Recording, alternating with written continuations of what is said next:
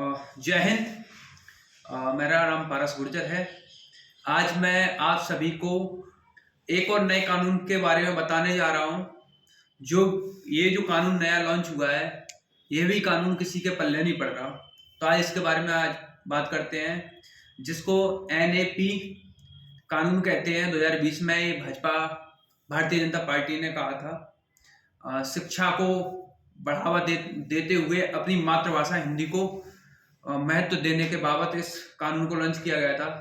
तो मैं आपको बता दूं, NAP कानून जब से लागू हुआ है, लागू करने के लिए कहा है, तब से ये कानून ना तो छात्रों के समझ में आ रहा है, ना तो शिक्षकों के समझ में आ रहा है। इससे छात्र भी परेशान, इससे महाविद्यालय भी परेशान। अब जब दोनों लोग परेशान हैं, तो आप ये बताइए कि ये कानून कैसा है जिससे दोनों व्यक्ति परेशान हैं। उसके बाद यही कानून इन्होंने लॉन्च किया है। ये कानून आपको पता कैसा हो गया?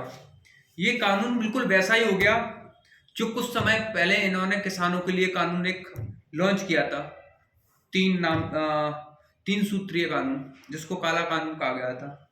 उसके बाद इनने युवाओं के लिए अग्निवीर निकाला था, उस पर भी आंदोलन हुआ था, किसानों के उस पर भी आंदोलन हुआ था। और अब देखिए आप कि छात्रों के लिए इनने, छात्रों को भविष्य बनाने के लिए इनने जो कानून लॉन्च किया, उस पर छात्र आंदोलन कर रहे हैं।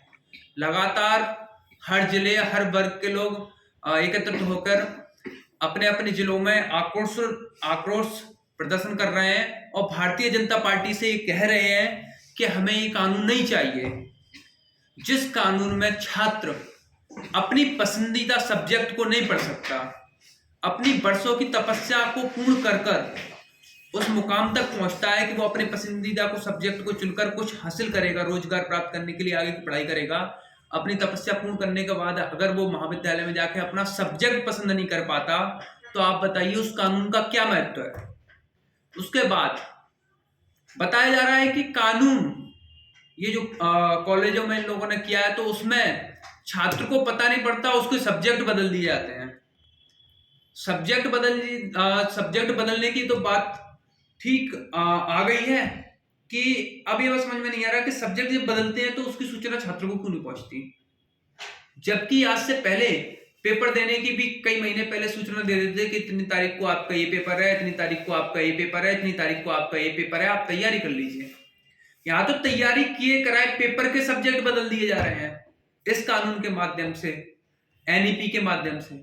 तो कैसा कानून है ये जो कानून मैं आपको बता रहा हूं, ये कानून सिर्फ भारतीय जनता पार्टी के लोगों के समझ में क्यों आता है, आदर्श लोगों के समझ में क्यों नहीं आता? तो दूसरा, इनने कहा था कि हमारी मातृभाषा हिंदी, हम इसको सबसे ज्यादा महत्व देंगे। पर इन्होंने, भारतीय जनता पार्टी के लोगों ने कहा, ऐसा सुनने में आया कि मातृभाषा हिंदी को पेंडिंग कर दिया। उसमें बताया जा रहा है कि जरूरी हो तो लीजिए, नहीं इंग्लिश, अंग्रेजी भाषा ये बहुत जरूरी है, इसको आपको चुनना ही पड़ेगा। तो मैं कहना चाहता हूं कि माननीय मुख्यमंत्री से, ये जो आपके 2 कानून फ्लॉप हुए थे, तो इसके लिए मैं निवेदन करना चाहता हूं कि आपका ये वाला कानून भी छात्रों के आगे नहीं टिकेगा, तो समय से पहले इसको आप वापस ले लीजिए। नहीं फिर आपके इस कानून के विरोध में छात्रों के साथ हम भी आंदोलन में शामिल होंगे और एक आक्रोश आंदोलन आपके खिलाफ मध्य प्रदेश में करेंगे। पर हम अपने छात्र भाइयों के साथ, बहनों के साथ अन्याय नहीं होने देंगे। जय हिंद।